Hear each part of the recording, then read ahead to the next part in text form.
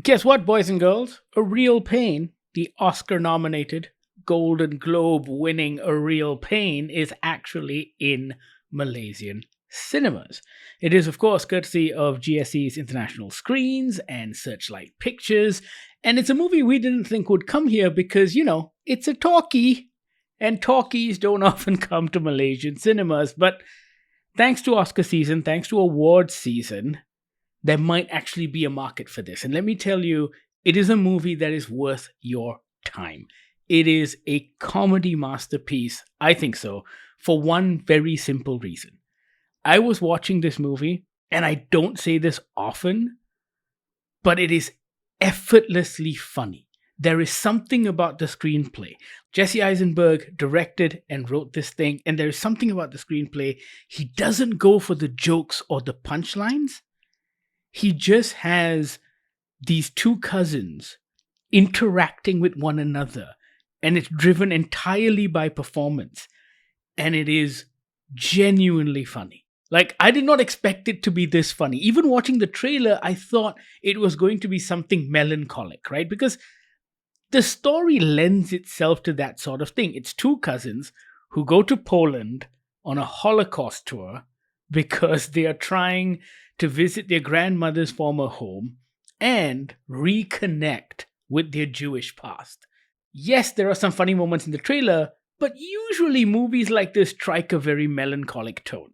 This one does not. This one has this wonderful balance of the weight that comes with going on a Holocaust tour with some real moments of genuine humor.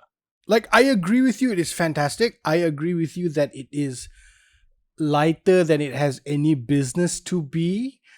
But at the same time, for me, it was just melancholic. Really, I was laughing out loud. I laughed out loud at a couple of spots, but purely just at the sheer ridiculousness of not just the situation, but Kieran Culkin's reaction to said situation. Oh yes, and that's what I mean by capturing the comedic moment. So when they're taking photos in front of statues, for example, and how Kieran Culkin's character is this really overwhelming presence and how he kind of influences everyone to do the same. Meanwhile, Jesse Eisenberg's just awkwardly standing there going, should we really be doing this, It's a memorial. I thought the funniest bit was when the two of them sort of missed their train stop. Yeah. Because Kieran Culkin's character didn't want to wake up Jesse Eisenberg because Jesse Eisenberg was sleeping so well or whatever. I thought Kieran Culkin's sort of blasé reaction to Jesse Eisenberg losing his shit was funny. But even then, like, it's got a lot of, I want to say heavy bits, but it's not heavy because of the Holocaust, but just heavy because the two of them are dealing with something. And you don't know what that something is until the very end. So there is a lot of melancholy there. There is a lot of generational pain that these two are carrying. For me, what the movie is really about is how these two cousins don't even realize that they're carrying this generational pain. And it may not be the Holocaust. It may not be being displaced from Poland several generations prior, but they are still carrying that with them. And I think that was a really interesting watch. Yeah. No, I think for me, I think for me, I found all of their conversational and situational bits very, very funny. Like as they're walking along and Kieran Culkin goes, well, let me talk to that lady. She seems kind of lonely. Yeah. And Jesse Eisenberg goes, maybe she wants to be lonely. And he just goes, nobody wants to be lonely, man. And just walks away. And little moments like that, I thought were tinged with such great comedy. There's a moment when Kieran Culkin is arguing, not really arguing, but telling off the tour guide at a gravesite and accusing him of being rote and boring. And I thought that was just this genius interaction that was really genuinely funny. And for me, the comedy here feels very similar to what we got in Sideways. And essentially, it is a movie that's cut from the same mold, right? Yeah. It is a movie about these two guys who are on a road trip of sorts, who are both dealing with their own shit and trying to help each other out in their own twisted way. And they have a broken relationship. They're like, in Sideways, they're the best of friends, but still they have a broken relationship. And in this one, they're cousins, but they have a broken relationship. And you find out why the relationship is on the ropes as the movie progresses. But I think what you said about the generational trauma is true, because it feels like they're trying to tie it. It feels like they're trying to tie it into the fact that this happened to their ancestors, that the Holocaust happened to their ancestors.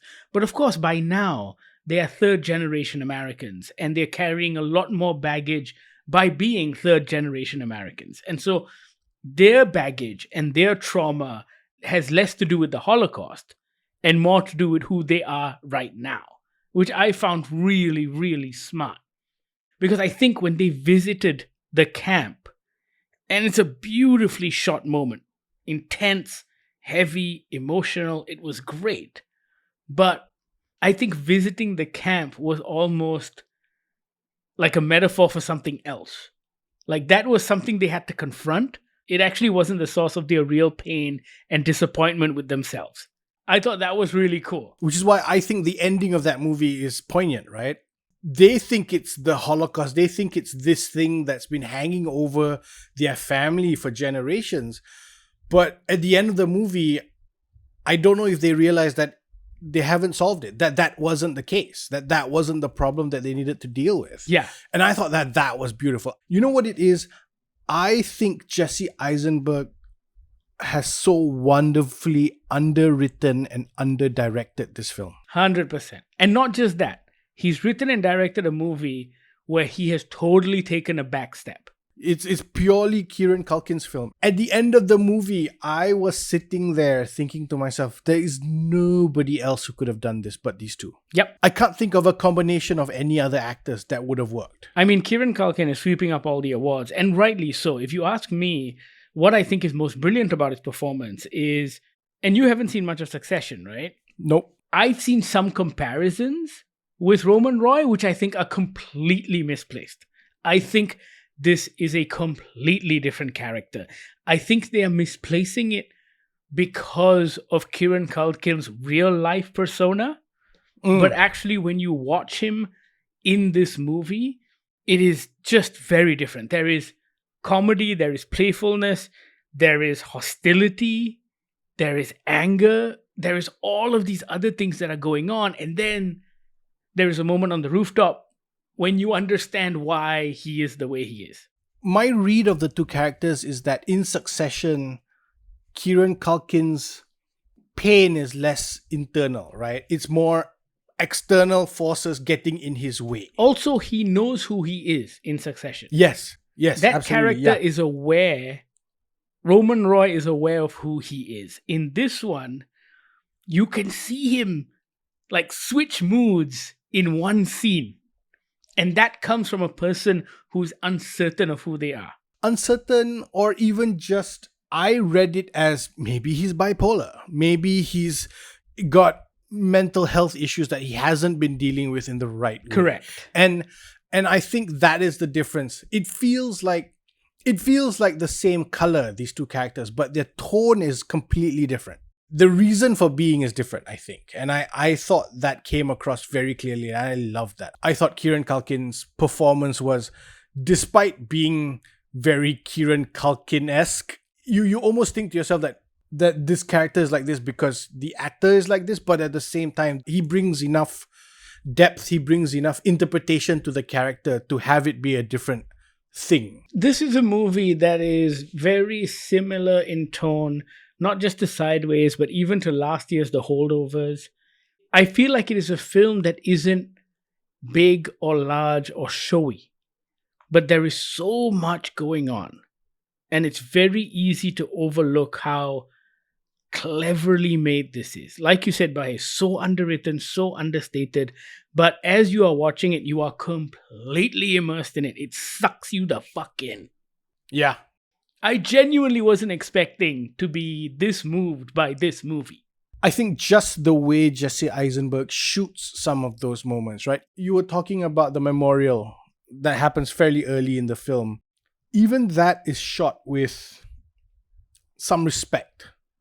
Jesse Eisenberg doesn't go crazy with the camera. Sure, you expect it when they are at the Holocaust camp. Whenever they're talking about the history, so like for example, when they were at the gravesite or when they go and finally see the grandmother's house, there is a stillness in the camera work that lets you sort of just savor the moment without being distracted, without trying to overwork the camera and the shot. I thought that was really a sign of someone who's, I want to say confident, but being his first film, I would just say being adept at what he wants to show and what he wants to do. It's a really restrained hand on the part of Jesse Eisenberg. I think even the way he's written himself into the film is incredibly restrained. The other character that I absolutely love is Will Sharp, who plays the tour guide. I thought yet again another understated performance, and he's absolutely just spot on. He's like immediately recognizable because you've probably experienced a character like this before, but with the added weight of doing something as insane as a Holocaust tour. I think just the idea of that in itself is just so weird. But also not alien, because I know those are out there. Correct, exactly. In this film, you need someone like Will Sharp. It's sort of a nod to the audience that, yes, we know this is weird. You know, to not have an over-exuberant tour guide who's trying to sell t-shirts, but at the same time you also don't want a tour guide who is too morose in the moment. You want a guy who is trying to strike the balance of having a happy tour but also dealing with these heavy things that they're going on. Like that speech he gives before they walk into the internment camp, I think was just strangely discomforting. Yes. You know, it's like the fact that he has to remind these people that what happened here is really painful and to respect the moment. It just feels like, also because we've seen it in the news, like some Americans probably tried to do some stupid shit places like this. Yeah, I thought that was a telling moment in the film, that even the director and the writer are trying to tell you, look, this is a moment that we're going to treat respectfully. A lot of that moment is very quiet. There wasn't much dialogue in that sequence. Jesse Eisenberg shoots it very stilly. And I thought that was beautiful. I thought all of that was really, really good. Oh, wait. Another hilarious moment. Okay. Which completely passed me by until it happened in the movie. When they were sitting on the train, Kieran Culkin's Benji has his moral high ground moment. And I was like, oh shit, they're on a train. Yeah. I didn't see that at all until he starts freaking out and you go like, holy shit. I like when movies take subjects like this and use it as a study of something else. I think those are the cleverest screenplays out there because they kind of lean into a collective trauma that we all understand or at least know about, but use it to examine a deeper relationship between two individuals, in this case, two cousins. And it's just very smart how all of this plays out. Yeah, I really enjoyed this movie. Yeah. It would have been on my 2024 list if I had seen it in 2024, but I only saw it in 2025. But it would have definitely been up there among the top 10 for sure. Also, this is one of those films that, despite it not feeling like a cinema movie, I think is absolutely a cinema movie. I agree. This is one of those movies that a lot of Malaysians are saying they're pining for, right? They don't just want the Hollywood blockbuster. They don't just want the rom-com. They want a capital M movie, a capital C cinema experience. And I think this is it. And I think, yes, we're all looking forward to Nosferatu, but don't let this miss you back, because I think this is fantastic. It means something, and I think it also has the power to change your view on something. Those are the kind of movies that I like. The movies that challenge my worldview in some way. It doesn't have to be in a negative way or even a positive way, but it just challenges your preconceived notion about something, and I think that's very important. And this movie does that. And this movie does that in a clever, well-written, well-directed, well-performed way. I think Kieran Culkin deserves all of the awards. It's just such a beautiful, well-reasoned performance. But you're right, Bahir. I can't see anyone else doing it. Yeah. Like, of the current crop of actors, that pairing, it's just like the Sideways pairing. When I watch Sideways now, and let me tell you, there have been a lot of fucking remakes, right? There's been a Japanese remake. I've seen a Korean remake of Sideways. And most of them are scene for scene, word for word remakes. The pairings aren't as striking. That's the difference. It's that chemistry that's just beautiful. There's a real connection in the discomfort. And there's a lot of discomfort. Yeah, like they're obviously currently not the people they were when they were younger, when they were closer when they were younger, but you can still see that was there at some point. And I thought that was really just magic chemistry between two actors. Go watch A Real Pain. It is now showing at selected GSC locations. Look on the app, look for the times, look for the locations. We strongly urge you to check it out. You will not be disappointed. Let us know what you think when you've seen the movie. You know how to reach out. We're on Instagram on GogglerMY. We're also on email, podcast@goggler.my. Or you can send us a WhatsApp on the Goggler hotline, 012-524-5208. Thank you so much for listening. This is the Goggler Podcast.